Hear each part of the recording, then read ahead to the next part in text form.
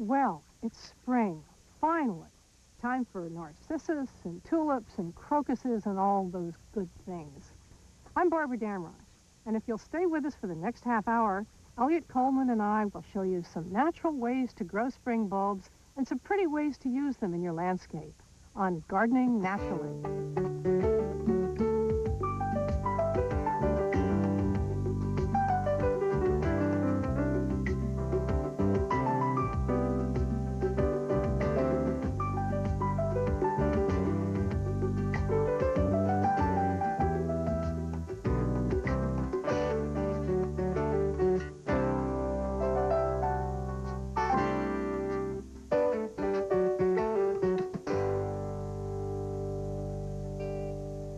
Bulbs are really fascinating little things. A bulb is actually a storage facility, and inside it is the embryo of the whole plant that's going to grow, plus a little stored food to get it off to a good start. Now, next time you slice through a bulb in the ground, and sooner or later, this happens to every gardener, take a look at what you see inside. Now, this hyacinth bulb has the germ of the whole hyacinth plant inside, and you can even see the outline of a little hyacinth flower there. Now, the reason nature designs bulbs this way is to get them through some tough times. A lot of the places where the spring bulbs we grow are native are either very hot in the summer, like the Mediterranean, or very cold in the winter, like Asia. And by making the plant go dormant, it can get through that time of the year, and then that brief time when the spring warm rains come, it has all that stored food to make a quick showing and then go dormant again. Now, all of this makes it very easy for the gardener, because when bulbs are dormant, they're easy to handle, they're easy to store, and they're easy to ship. I actually buy most of my bulbs mail order. I look for a dealer who's reputable, has a good reputation for storing bulbs in good condition, delivering good-sized ones, and also doesn't gather them from the wild. There's been a lot of that lately, and I try to find someone who makes it pretty clear they don't do that. The bulbs are actually propagated in a bulb nursery. Now, another way to buy bulbs is to go to a garden center or a hardware store or a feed store. The quality can be a little bit uneven, but if they're selling them in those open bins like a supermarket, you can actually go through the bin and pick out the bulbs that look best to you. For instance, if you're looking for daffodils, you might look for a good triple-nosed bulb like this one, or a double-nosed one that'll produce more blossoms. Also, feel it in your hand and see how much it weighs. If it's a good heavy bulb, that means that it's probably not rotten. If it's firm, it means it's not rotten. And also look to see if it has any blemishes, any mildew, any mold. That would be a bad sign. Now, let's say you're looking for crocus bulbs and you find one like this that has some little growth points on it. You might think, ooh, that's a good sign. It's a little bit more faith that bulbs are alive, even though they may look very dead. I wouldn't buy this one because I don't want it to grow now. I want it to grow next spring after I've planted it. So I'd actually buy one that looks like this with no growth points at all. Now, spring bulbs are planted to come up in the spring, but you plant them in the fall. And last fall, Elliot and I planted a whole bunch of them. Whether I've bought my bulbs by mail or at a garden center, I really like to have everything all set up before I plant. If I have to store them, I'll put them in a cool, dry place. But it's better if I get everything ready, my site picked out, my materials, and plant them right away. Now, where I put my bulbs partly depends on how they're going to look. Now, I'm going to be planting some very small bulbs right now.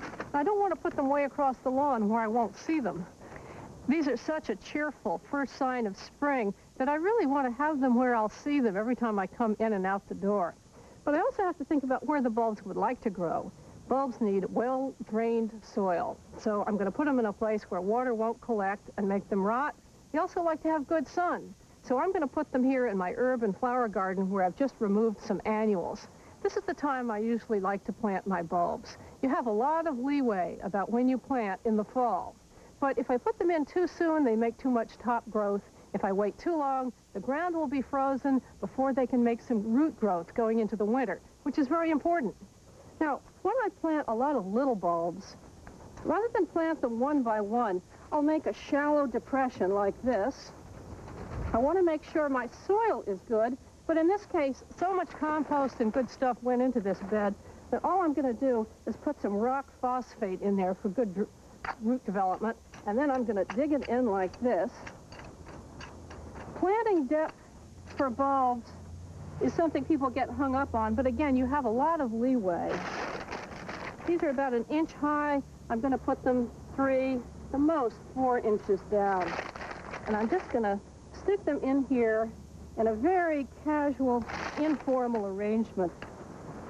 Then I'll cover them up like that and just pat the soil, and they're ready to go until spring.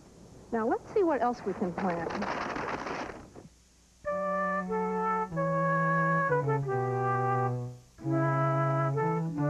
When we talk about bulbs, we often include corms, rhizomes, tubers. These are all bulb-like organs that function in very much the same way. Now, this is a true bulb. It's a hyacinth. Here's another. This is a narcissus. They have a bud inside that then sprouts and roots down at the bottom. This is a corm. It belongs to a gladiolus plant. Also has a root down here, and here the bud sits up on top and then sprouts. This crocus also came from a corm, one corm, which I planted last year, and look how many it's produced along the sides. The central one's probably died. Again, big roots hanging down. This is a rhizome. It's an underground swollen stem, belongs to an iris plant, and it will send up shoots along its length. This is a tuberous plant. The tuberous begonia makes a little fat tuber like this and puts up little tiny pink buds along the sides. Another tuber is this elephant's ear. This huge tuber makes a huge foliage plant in summertime, and it also has buds along the sides. Now, sometimes it's the root system that's swollen underground, like in the case of this ranunculus. These little dried-out fingers are roots that will swell up and produce beautiful summer-flowering plants. Again, a tuberous root on this dahlia plant. It will also send up shoots in the summertime. Now, none of these distinctions are terribly important. They're all underground storage organs that help the plant get through tough times and also make it easier on the gardener. They're easier plants to store and keep while they're dormant. The important thing is to get to know each one, how to grow it, and the best spot to plant it in. These are the little guys we're going to plant. Glory of the snow. Well, the Latin name is Cyanodoxa gigantea. Must have been named by an optimist. Want me to run get the backhoe? Very funny. They're going to be very cute. Now, I think what we'll do here is try to pretend that nature is scattering these at random. And we'll just plant them in a little drift like that. Yeah. All I need to do here is take the trowel, make a little hole, and plant them about 3 inches down, maximum. And bury them one by one. There we go. You want some compost over that? Wouldn't hurt. You know, I also think we ought to put some straw over this to protect it. They're very small bulbs planted rather shallowly. Okay. And I think the tree would like it, too.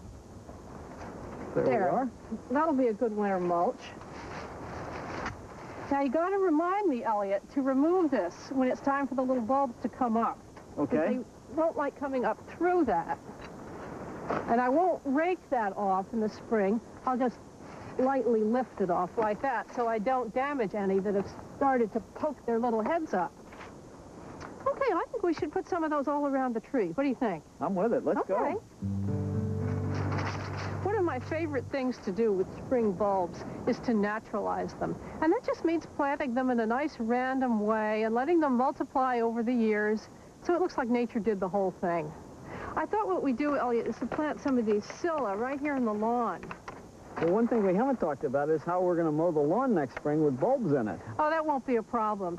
If it were daffodils, it would be, you're right, because it would take a while for the foliage to wither and you couldn't mow. But with these little scilla, they come so early and they're so short that if we set the mower about 2 or 3 inches, those first few mowings aren't even going to harm the scilla. And after that, they won't even be here. Great. I think this is a case where the bulb planter would be a good idea. This is a wonderful tool. It allows you to take a little divot out. This is a good system. You make the little holes, and I'll drop in some rock phosphate, and then I'll plant the bulb about 4 inches deep. Now, if you've ever wondered which end is up with a bulb.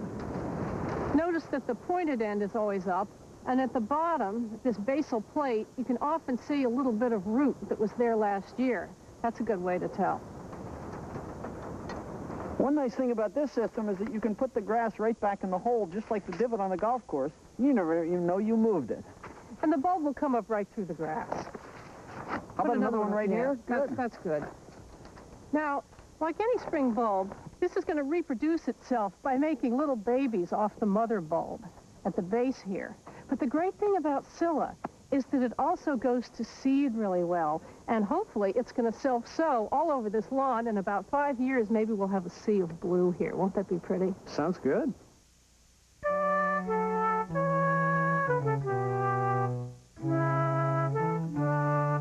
When we say that a plant is naturalized, we mean that it's made itself at home and is reproducing itself in a place where it isn't native. Sometimes this can be a problem. An imported plant can sometimes become a pest. But in the case of most of our familiar spring bulbs, they're beautiful subjects for naturalizing. Most of these bulbs are native to Asia and southern Europe, but will naturalize here beautifully. Here are some crocuses, some scilla, all naturalized in a lawn. Lawns, meadows, open woods, orchards, these are all good places to naturalize bulbs. They won't crowd out other plants the way they might in flower beds. Under shrubs is another good spot. To start them off, don't plant them in stiff rows or formal blocks. Plant them here and there in casual drifts. That's the way nature would plant them, and that's the effect you want. We decided that it was very important that we have a host of golden daffodils somewhere, just as in Wordsworth's poem. And we decided the best place for that would be right at the entrance to the driveway, so that when you drive by in spring, you see this mass of golden color. Why don't you put some compost in there? And I'll add some rock phosphate.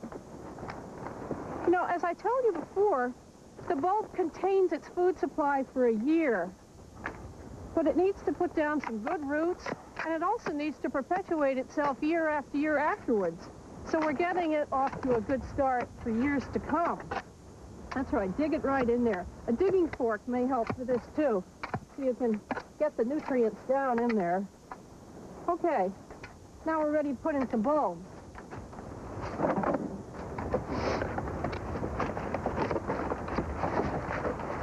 I'm just going to set them in there. Their tops are about 6 inches below the soil surface.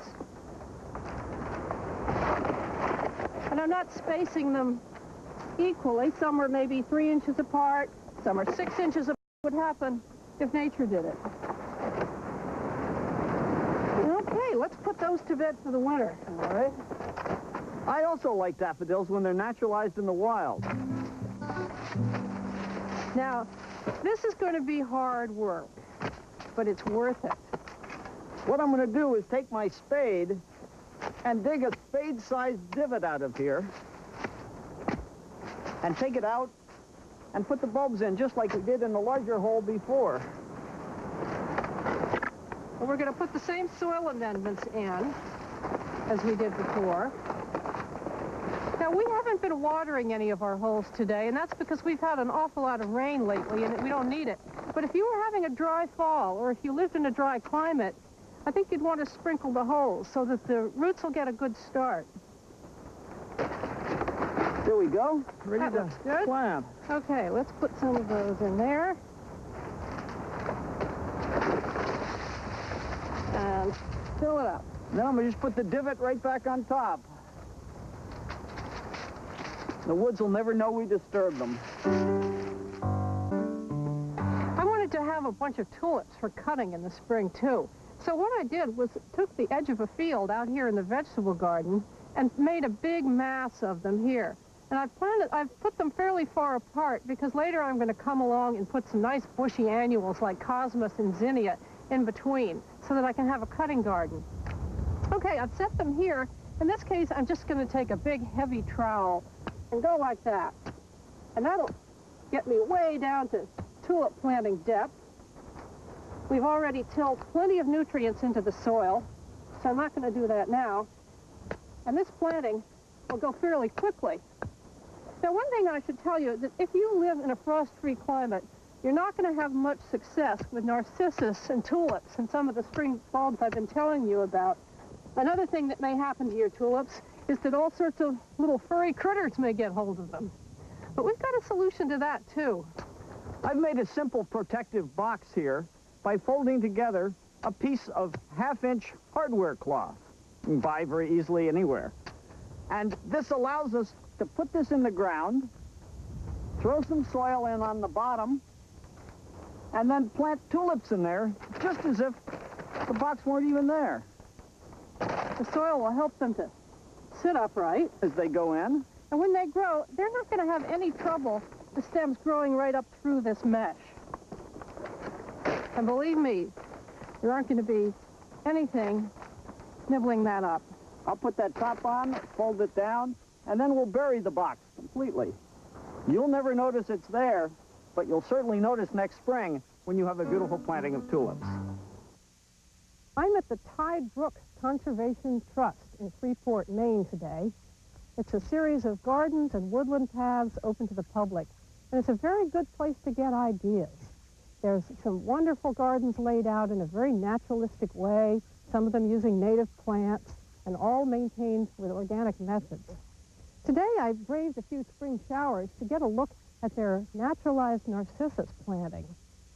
As you can see, it's just spread out in a lawn, starts in the woods, and then great drifts of them spreading through these old fruit trees. This old apple orchard looks like it's been here a long time, and I would suspect that the narcissus have been too. Look, but they've even naturalized some little grape hyacinths in among them, and it makes a very charming combination. You definitely do something like this at home. Now, there's another old apple orchard on the property, too. This one has ancient crab apples in it. And Jim Satterthwaite, on behalf of the Trust, has agreed to give me a tour of it. Good morning, Jim. Morning. Hi. Nice to see you. Good to see you. It looks like I came at just the right time. Well, right time for the daffodils. Some of them come out ahead of others. These, as you see, are still to come. I see these are in full glory, the bright yellow ones. Yeah. Well, different colors, you see. Some have longer trumpets. These are short trumpets, slightly different color of petal and trumpet. Right. Here's a white petal, the short trumpet, different color trumpet.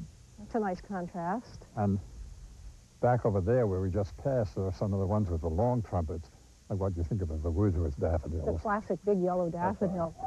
This is halfway, medium-sized trumpet. Medium-sized trumpet. Same color. Right. And here's a small trumpet with white. Very dainty, yes. I love seeing them all mixed up together like this. These, the white ones are what people usually think of as narcissus, but these are all narcissus. Right. Daffodils are just a name that people use because I guess Wordsworth used daffodils. Right. And this is almost intimidating. If I were to plant something like this all at once, it would certainly break my budget, if not my back. But I gather that's not how this was done. No, you just plant a little bulb like this, and then each year a lot more bulbs grow around it, and so each bulb puts out more flowers. So this one bulb now has, I don't know, 20, 30 flowers on it, and the little ones over there, they have only 1 or 2 flowers, you see. Right. Have you also added to the collection over the years? Oh yeah, we put in about 100 a year Oh. between this area and the other area. So between you and nature, the planting has really grown. Yeah, the area has grown.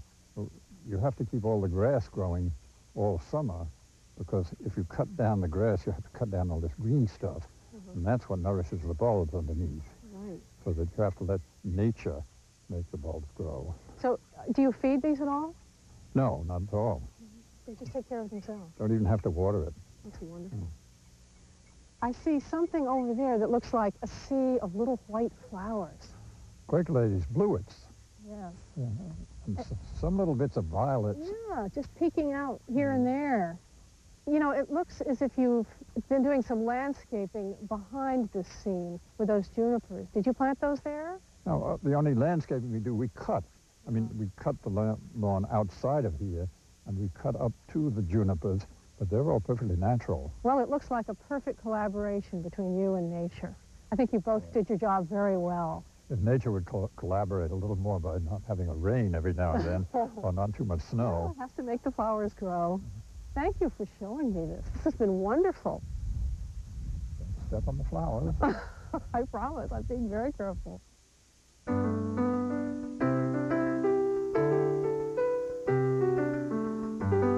Just what are these flowers called, anyway? Daffodils, jonquils, narcissus? Well, actually, the Latin name for all of these is narcissus. It doesn't make very much difference what you call them. A daffodil by any name would smell as sweet. Elliot, I think it's so exciting at this time of year to watch all of these spring bulbs come up that we planted last fall, you know? Absolutely. The hyacinths were great. The grape hyacinths looked good. Those little species tulips, those are the best surprise, weren't they? But that bed of tall tulips, that was magnificent. Yeah, that was a showstopper. I mean, we're not quite up to the Tidebrook Trust, but we're doing all right for a beginning. Yeah, well, that was a real inspiration to see that. You know, I'd love to make this woodland area look like that and naturalize them and plant a few more each year until it's just covered with them. You know, if I were going to plant just one spring bulb, it would be narcissus. They live for a long, long time in the garden. And the first year is this spectacular. They're practically foolproof. They sure are. And for now, goodbye and good gardening.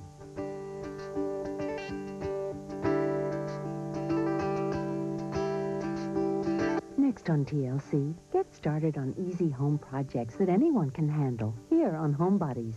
Then indulge your creative side with Debbie Stapley on Crafts & Company here on TLC.